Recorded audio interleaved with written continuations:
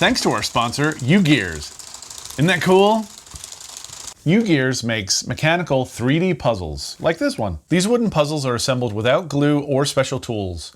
Everything you need comes in the kit. I really like the wide variety of puzzles you can make. There's dozens. This one is a dragon. This one right here is a steam train. Right here we got a mechanical horse. And then the one I'm gonna make today is the aquarium. This unique puzzle features two fish chasing each other with a super cute tiny seahorse observing the action. The wiggly fish and the algae move in different directions with different speeds. The mechanical aquarium is wound up with the help of a spring. Simply wind the knob underneath the aquarium and change the mode of operation from stop to swim. I really enjoyed putting this quirky little puzzle together. It was a lot of fun, and it's definitely challenging. And it's super satisfying to see it come to life. Huh?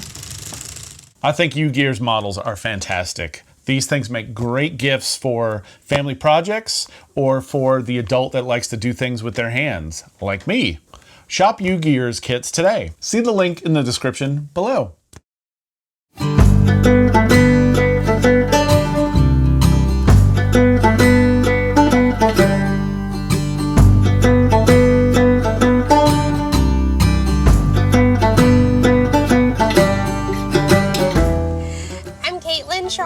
This is Hollis. I'm Zach Schraub, and this is Lila, and this is our tiny house.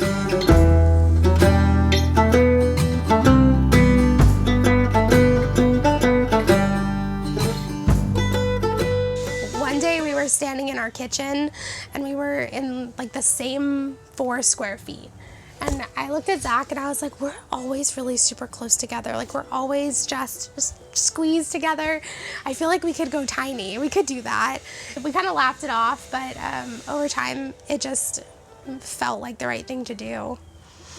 There was definitely the environmental aspect of it that really appealed to me. Like she said, when we first started looking into it and even just playing with the idea, even half jokingly, I started thinking about the positives to it, and just the environmental aspect of it was really interesting to me, and also just the good use of space. We had lived in apartments, we'd lived in houses, and so we'd kind of done the gambit of living styles.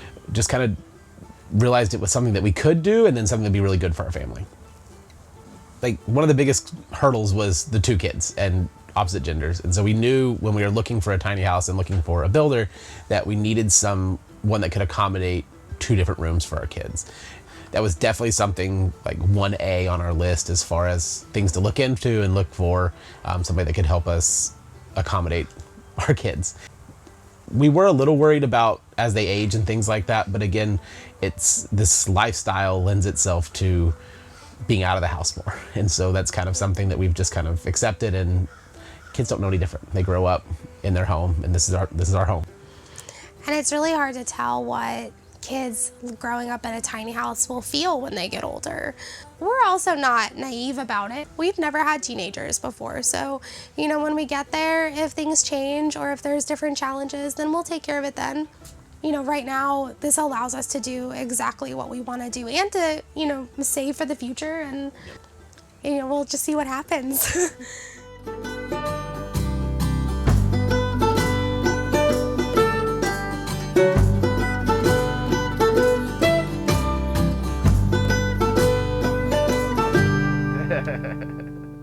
Our house is 36 feet long, 8.5 feet wide. It's 309 square feet.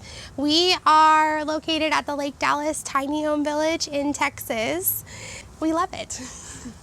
So at the front of our house here, we have a deck that we put in when we moved in. We really wanted an outdoor space, a place to kind of utilize the outside. We're outside a lot as a family, and so having a space where we can do that has been great. We wanted something lower to the ground too, just with our young kids, and then also just a little different than some of our neighbors. It's kind of a way to kind of personalize our house, and it's kind of a fun addition. We eat outside a lot, so we have a picnic table, and when the weather is nice, we're out here all the time. We backed up to kind of the communal backyard here. It's really nice. It kind of extends our backyard and gives lots of space for the kids to play, but then also for us to walk around, interact with our community, and also just have nature out there. It's really nice. Really Then on the back of our house back here, we do have a storage shed. It's nice to have a space to store things. It is where our hot water heater is located as well. So it's nice to have that space that's easily accessible.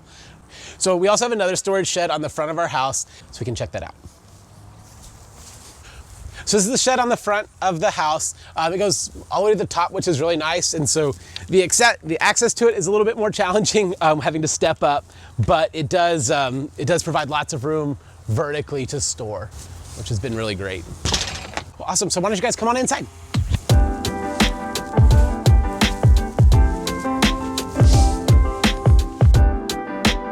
So welcome to our home.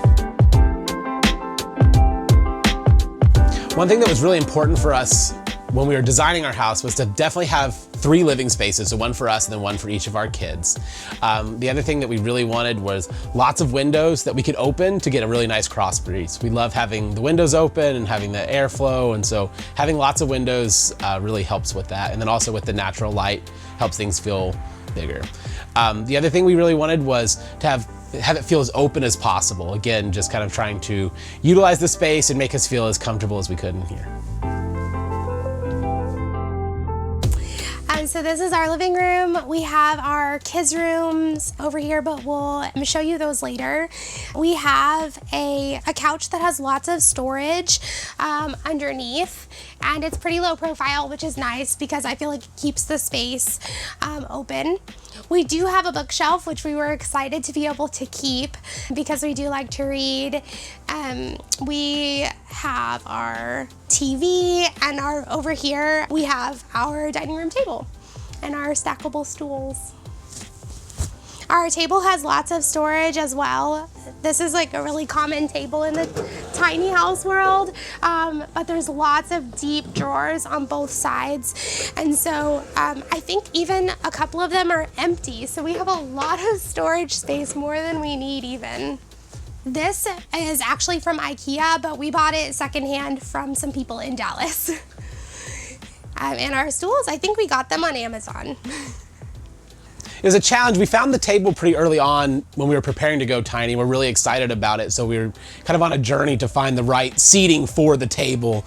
And we tried different types of chairs and ended up buying things and returning it. And so it was definitely a challenge to find something that was the right height, but then also comfortable enough, but then that could also store. So a lot of things to consider when finding seating in your tiny house. They're nice too because not only do we use them when we eat, but when we have people over, we can kind of position them around the house and allow for a more like social setting.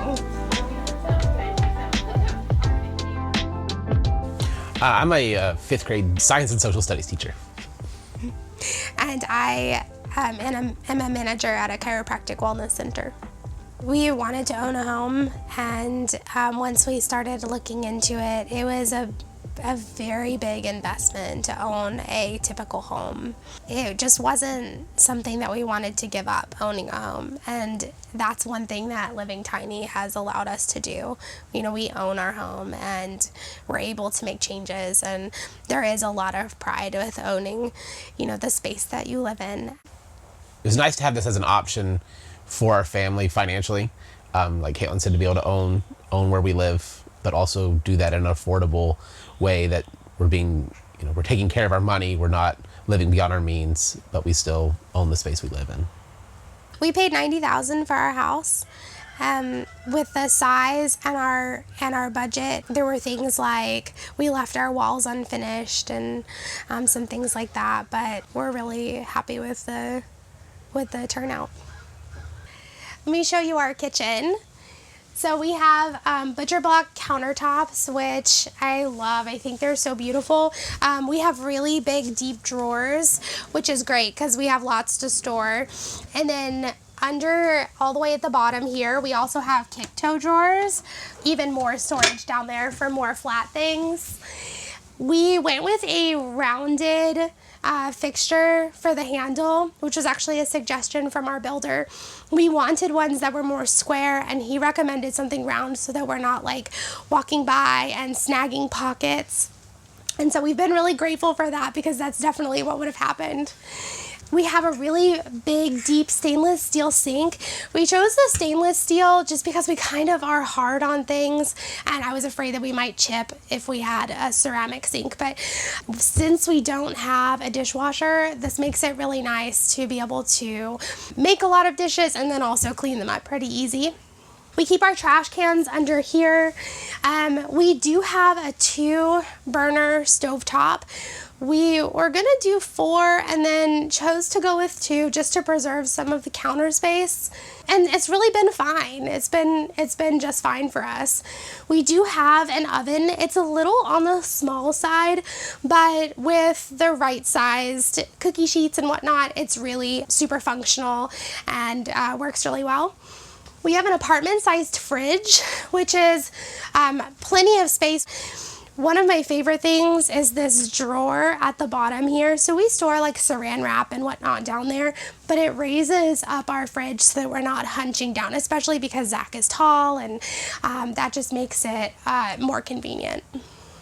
My favorite part of the house is our catwalk, and so up here we have this great long shelf with the accent wood behind it, which I think is so beautiful.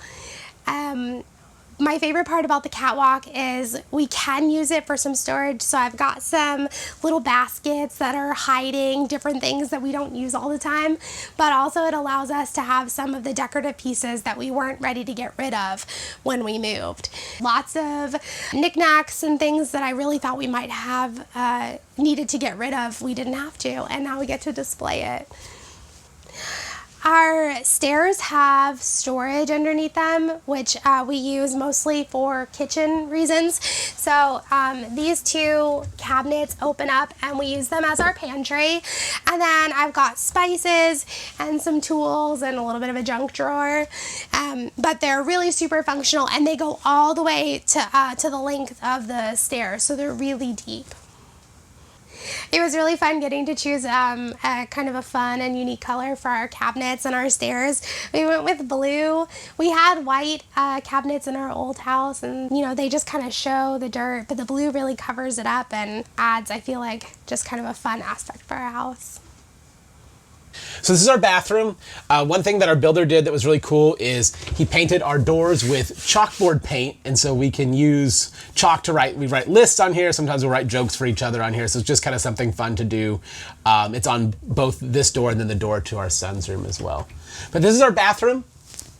One thing that we really wanted to do was maximize our living space, and so we went with as small of a bathroom as we could make work for our family. We went with a stand-up shower that's actually rounded as opposed to squared off, and that saved a few inches of space. And then again with our sink, we went with something that would utilize the space and feel like give us enough room without taking up too much space in the bathroom. So over here, we do have connections for a washer and dryer. We don't have a washer and dryer right now because in our community here, we actually have our washateria, which is just a few steps into the backyard back there. So we're actually able to use this space for storage now. We have towels and extra linens and cleaning supplies stored in here. Our laundry's in here, and then also our steam mop and our vacuum. So the tiny home community has been fantastic, and it was something, probably the best surprise about tiny house living. Not something that I thought I was even looking for in living tiny. It's not even something that I would have put on my top 5 as far as things I'm excited about when we looked into, or when we realized we were moving here and moving tiny, and it was all done. But the community's been the single greatest part about it. It's just kind of like our communication. I feel like it's made me a more social person, kind of a natural introvert. But it almost forces you to be social. But I love the fact that I have 13 neighbors that I know all their names, can talk to each other, we can help each other. The community aspect has been fantastic. The community aspect is my favorite part about living here. Our neighbors are wonderful, and they've become our friends. And like Zach said, it was such a surprise. We weren't expecting it at all. And the people we live around have the tiny house similarity, but there's so many different people who live here. That's been really fun, living in community with people that are really a lot different than us. But this is the one thing that brings us together, and And it is really nice to have people you can rely on. I know that I could ask anyone that we live with for anything, and they would show up for us, and we would for them too. Our little community of children here, they kind of go around as a little kid gang, and they feel really comfortable walking up to our neighbors and having a conversation. And, you know, they're kind of built-in friends. You know, we've got 5 kids here, and so, you know, they've become really close, and that's really fun for them. And then I also really like the fact that our kids will see this maybe as normal, like the way neighbors should be, because a lot of people don't know who lives next door to them. Or, you know, you wave across the street, but this feels right. It feels really, really good to be so close to our neighbors. So upstairs is our bedroom. When we were designing our room, we initially had the wall going all the way to the ceiling, but started thinking about airflow in the house and decided to actually go with the half wall there just to kind of get some more airflow and keep it cooler in our loft. And these are the stairs up to our bedroom. We actually put a storage for shoes and slippers down underneath the stairs, again, just to kind of utilize all of that space. So let's go upstairs. So this is our bedroom. Our bed is lofted, which makes it feel really cozy and nice. We do have a step to step into the bed, which makes it easy and convenient. The accent wood here is the same wood that's on our reclaimed wood accent wall, so it just kind of adds a nice decorative element to our room. Up here we do have a desk where I have my full-size desktop computer. Nice and easy to use there. We have tons of built-in storage over here. Our wardrobe has plenty of room for hanging clothes. It's split, so we have hanging clothes in this side, and then we have some storage and some shelves over on this other side. And then there's drawers that go all the way down, and the drawers are nice and deep. They go the full length of the wardrobe, so lots of room for storage for clothes. So it's really nice too, when you come upstairs, our landing actually wraps all the way around the bed. And so we're able to walk on 2 sides of our bed. So it does make it feel more open up here. It gives us more room to get dressed and ready in the morning. And also just makes it feel a little less cramped up here. And so on the opposite side of the house from our room, our kids' rooms, our builder did a little bit of like a Tetris with their rooms. So they both have space to stand and floor space in addition to where their bed is, which is really nice, because originally I thought maybe we should do like an upper split loft, but they wouldn't be able to stand upright. And so this allows them to have, I feel like, the most space, you know, kind of tucked away though. This is our son's room. So his bed is actually under the landing here, and he has a twin-size bed. We have this little fan here that sucks air into the room because he does have a sliding door, and it can get a little bit stuffy, so that's nice to be able to bring cool air or warm air in the winter as well. He has a big built-in wardrobe, and so in here we keep toys and clothes, some winter jackets and things like that. He has clothes in this drawer. I actually keep a lot of my linens in this drawer for now. And then we have toy storage down here. This is our rocking chair. It is very old, and I can't wait to get rid of it. It's really not very functional for this space, but Hollis is still in a place where he likes to rock, and so we keep it for right now. It's very cumbersome. We trip over it a lot and move it around a bunch, but eventually, once we don't have the rocking chair anymore, he actually has a pretty big floor space. And then I also thought that once he gets older, when he's in school, we could even do some type of like little desk or something like that for him. So it's actually a very spacious room. Just the rocking chair is giant. My one regret about our house build is that we made space for our kids to each have a twin-size bed, which is absolutely sufficient. But you know, because we plan on doing this long term, if we had made their rooms just a little bit bigger, we would have had room for an extra long twin down here and a full-size bed upstairs, which just would have given the kids a little extra space, but it would have also cut off our living space a little bit more. So we were kind of indecisive, and now that we live here, it's the one thing I do wish we had made a slightly different choice on. Upstairs is our daughter's room. We went with a ladder here to preserve the space, but it is a ship ladder, I think is what it's called. And so the stairs are a little bit wider. It's not so steep. It's really super comfortable to get up and down, and I don't have to worry about her coming downstairs in the night and falling. So let's check it out. So Lila's room is upstairs. She has also a twin size bed. She has a little pop-up desk here that comes right up, and she's got a little stool for it, so she'll sit up here. She does lots of arts and crafts and homework and all those kinds of things. She can pop it up and down on her own. She does have little steps up to her bed, and the builder even did 2 little steps for her, which was really nice because, you know, little feet and little legs. She has a built-in wardrobe as well, so we store lots of toys and exciting things in here. She's got lots of room for clothes, and then also some toys in the bottom here. Her bed has some shelving, so she's got lots of space to play, and she sets up her little dolls and whatnot. And then even down below her bed, I can probably pull it out a little bit, there's some bins all in the bottom, so for extra storage and winter clothes, mostly toys.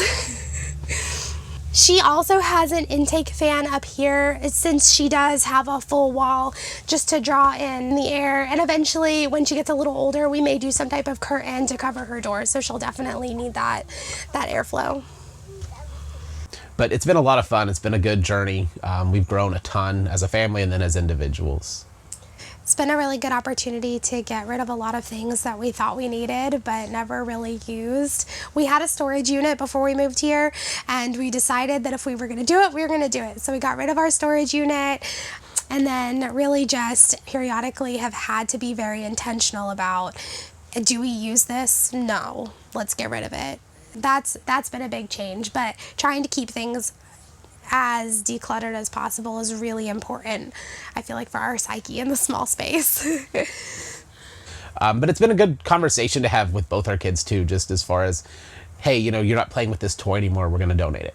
And I know you want this new toy, but we need to look at the things you have first and then go from there. And so I've loved the teachable moments it's created for them. I think our communication has definitely changed. I think, again, just being forced to communicate a little bit more, you naturally get better at it as you do it. And so I think we've always, like, it's not something we've ever struggled with, but I feel like we do have to communicate more and also express your needs more. Like, I need a minute, I need you to give me a minute, or I need you to do this. And so I think it's helped us grow in the area of communication, and not something that I feel like we struggled with before, but it's definitely been beneficial to our marriage and to us as a couple. Like, I can talk to him in the bedroom from the kitchen, but just being able to say, I know you can talk to me, but don't talk to me. You know, it's a small space, so we always have access to each other, but being able to say that I just need a little bit of time by myself, and that communication is helpful. And then also living in a small space, we bump into each other a lot, and I feel like that can sometimes be annoying, but we've done a really good job, I feel like, about laughing it off. Like, our kids will like run past and bump, and I'll spill something, and you know, we just kind of giggle and say tiny house. It's kind of been a good diffuser of, like, when something happens that's frustrating, either, you know, like you said, bumping each other or dropping something or the kids spilling something. It's just tiny house life. Like, they just kind of laugh it off. So that's been kind of cool. Because they do come up. You cannot go into this with rose-colored glasses. And so you have to be ready to deal with the issues that present living in a small space. And to model that for our kids, like to be able for our kids to see us talking through things and to expressing your needs and saying, hey, I need you to leave me alone for a minute. Like, I think it's good for them to see that too. I really hope that they'll grow up to be more tolerant humans. Yeah. Because, you know, I feel like living in a small space, we're gonna round our rough edges way faster. That's my hope for them.